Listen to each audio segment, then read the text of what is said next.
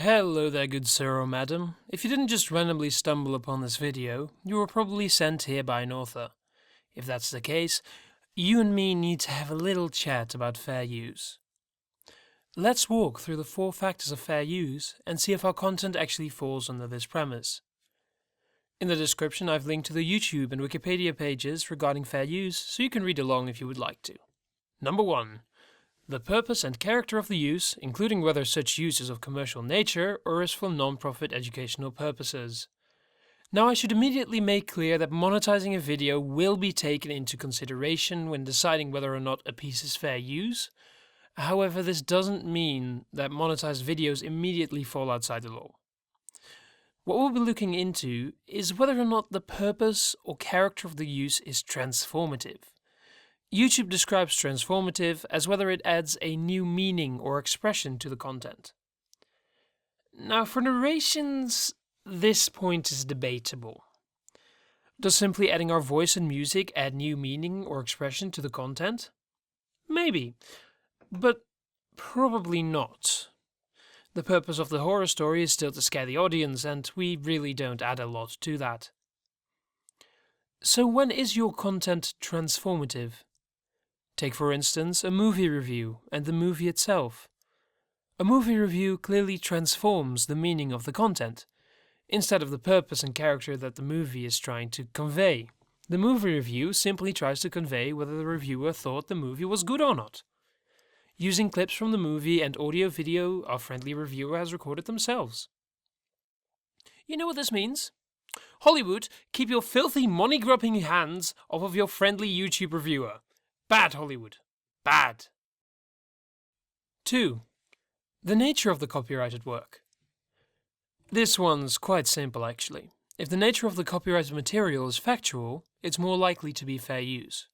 That's why news channels don't get copyright striked, because they're reporting on factual things. But if the nature of the copyrighted material is fictional, like 99% of all horror stories, no matter what Nosleep claims, we again don't have this factor in our favor. 3. The amount and substantiality of the portion used in relation to the copyrighted work as a whole. So, let's go back to our friendly movie reviewer, alright?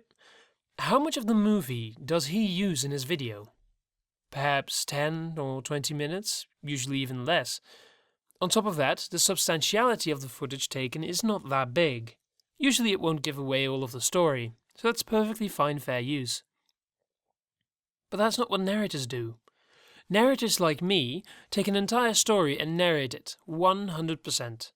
This means we completely fail this factor as well. 4. The effect of the use upon the potential market for or value of the copyrighted work. Does narrating a story reduce its value? This really depends on where you got the story from.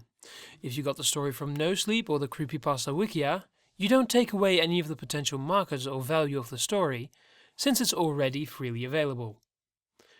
This does mean that you can't just go around narrating from any old book you have lying around. If you were to make an audiobook out of a book that you own and freely or paid released online, people who buy or listen to this audiobook will not buy the actual book, which means you heavily impact the potential market. Now, almost all of the content I narrate is freely available online, so I'm going to go ahead and give myself a pass on this factor. So, narrators clearly fail almost all factors of fair use. Then, why are there so many people uploading narrations? It's actually quite simple. A lot of content has a form of Creative Commons copyright. If you'd like to know more about this, check out part 1 of my guide to narrations. If there's no copyright available, the author still has all of the rights to the story. This is the case in almost all of the Nosleep stories. So, why is it that most of my videos are narrations of Nosleep stories? Well, all you have to do is simply ask them and credit them. Most authors are honored to get this kind of attention. On the other hand, they really disapprove of people who just take their stories.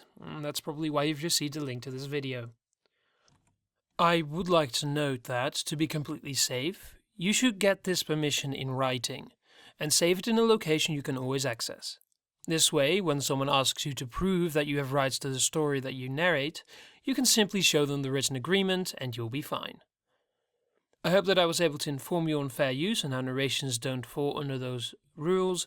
Please remember that I am not a professional, and that if you're unsure if whether what I said is correct or not, you should really do your research yourself.